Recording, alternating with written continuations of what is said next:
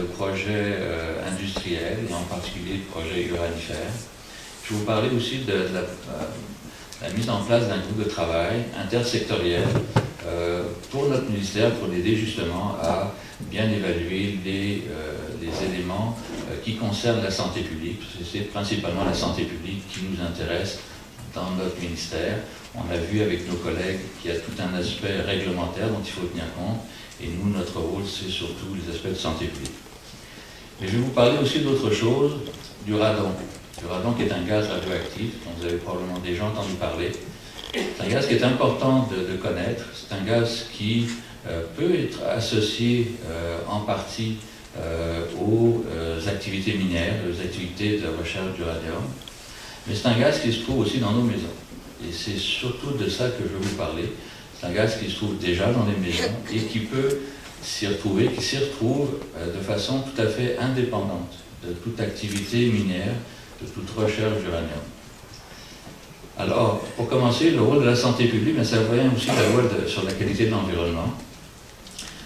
Le ministère de la Santé et des Services sociaux et en région, le directeur de santé publique qui le représente, participe à l'évaluation et l'examen des impacts des projets de développement industriel et développement majeur sur l'environnement, le milieu social, mais en particulier s'ils sont susceptibles d'entraîner des risques pour la santé. S'il y a des produits toxiques qui sont impliqués, bien entendu, s'il y a des éléments radioactifs également. En particulier, le directeur de santé publique va examiner l'acceptabilité du projet du point de vue de la santé de la population. Il va suggérer des modifications aux besoins également. Alors, une étude d'impact est obligatoire pour tout projet uranifère. Ça, c'est entendu, il n'y a pas de, comme dans certains types de mines, des niveaux minimum qu'il faut obtenir en termes de quantité de minerais qui doivent être impactés. Toute recherche et toute exploration, exploitation de mines d'uranium doit faire l'objet d'une étude d'impact. Et ça se fait en collaboration avec le ministère du Développement durable et aussi par la Commission canadienne de sûreté nucléaire, qui est un autre agent important qui doit également faire sa propre étude d'impact pour les projets uranifères. Alors on a remarqué évidemment qu'il y a une demande accrue pour l'uranium au niveau mondial. On a vu qu'à cette île déjà, il y avait une préoccupation importante depuis plusieurs années, une préoccupation importante et légitime de la population, des médecins, des élus municipaux, de la municipalité. Il y a un besoin d'information important pour un sujet qui est méconnu. Ça fait peur, la radioactivité. Il y a aussi une certaine confusion qui concerne les effets à la santé du radon domiciliaire par rapport aux activités uranifères, les activités minières en général. Et on a créé un groupe de travail. Le directeur de santé publique du ministère a créé un groupe de travail intersectoriel qui est dédié à la question de l'exploitation de l'uranium à cette île en particulier. Ça a commencé là et c'est présidé par la direction de santé publique de la Côte-Nord. Maintenant, on s'est rendu compte que ce groupe de travail, il intègre plusieurs collaborateurs, le ministère des Ressources naturelles, le ministère du Développement durable, les municipalités de la Côte-Nord, des représentants des Premières Nations, des citoyens, aussi des groupes environnementaux, des gens qui sont contre la présence de l'uranium, et des médecins du centre de santé et des services sociaux de cette île. Maintenant, on s'est rendu compte qu'il y a d'autres régions qui sont impliquées, bien sûr. Au nord du Québec, les terres crées de la baie James avec le projet Matouche.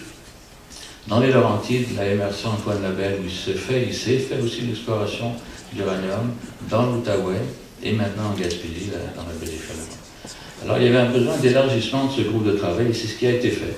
Maintenant, il y a un groupe de travail élargi qui réunit ces différentes régions au niveau du ministère de la Santé et des directions de santé publique. Et ce qu'on veut faire, ce groupe de travail, c'est d'informer la population sur les risques éventuels à la santé qui découlent des projets uranifères, à partir de connaissances scientifiques rigoureuses, objectives, et de façon à servir, bien sûr, pour les autres régions. Alors, il y a l'Institut national de santé publique qui a été mandaté pour épauler le groupe de travail pour le côté recherche, la revue de la littérature en particulier. Les travaux ont déjà débuté au cours de l'été et ils devraient prendre fin à l'hiver 2012 avec un dépôt du rapport final. Et entre-temps, il y a aussi des éléments d'information qui vont être distribués à la population, qui vont être disponibles entre-temps. Alors, si on parle du radon maintenant, les caractéristiques physiques du radon, c'est un gaz qui est radioactif, qu'on trouve partout sur la croûte terrestre. Pourquoi? Parce qu'il provient de l'origine naturelle de l'uranium. Et l'uranium, comme on l'a dit tout à l'heure, on en a partout sur la croûte terrestre, à des concentrations différentes d'un endroit à l'autre.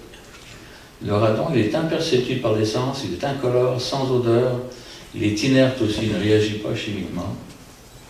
Mais il est instable, il va se transformer en d'autres choses. Alors, quand on regarde ici en bas, l'uranium, c'est la molécule mère qui va se transformer en radium. Tout ça, ça se trouve dans le sol, mais à partir de là, il y a un gaz qui est formé, qui est le radon. Et lui va se retrouver à l'extérieur, et il va se transformer en des particules qui, elles, sont des solides, et c'est ces solides-là qui peuvent poser des problèmes à la santé parce qu'elles vont s'attacher aux poussières, et on va les inhaler, et dans nos poumons, ça risque de donner des problèmes. Le problème du radon, c'est le risque de cancer du poumon. Comment on mesure le radon? Dans l'unité de mesure, c'est le becquerel par mètre cube d'air. Ça décrit l'activité radioactive du radon. Ça donne le nombre de désintégrations par seconde et par mètre cube d'air. Ça, c'est le système international qu'on utilise ici au Canada. Aux USA, on utilise le picocurie par litre. Le radon, ce n'est pas la seule source de radioactivité. On est tous exposés à de la radioactivité tous les jours. Il y a, en vert, vous voyez, la partie verte, c'est la radioactivité d'origine naturelle, et en brun, c'est celle qui est d'origine humaine.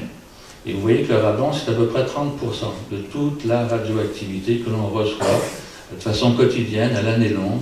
Le radon, c'est une grosse partie de la radioactivité naturelle qu'on reçoit. Si on mesure le radon dans cette salle, il y en a, on va en trouver partout. On va le trouver dans l'air extérieur, de très faibles quantités, mais on va en trouver également. Du point de vue des sources artificielles de radon, ça va être principalement les procédures médicales, avec les scanners, avec la médecine nucléaire. C'est maintenant la majorité des sources de radioactivité, c'est d'origine médicale. Mais celle-là, on veut l'avoir parce que ça sauve des vies.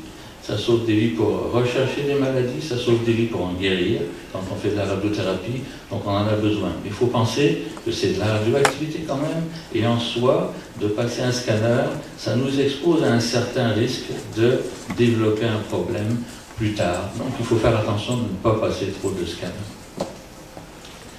Alors les effets sur la santé, le seul effet reconnu, c'est l'augmentation du risque de cancer du poumon.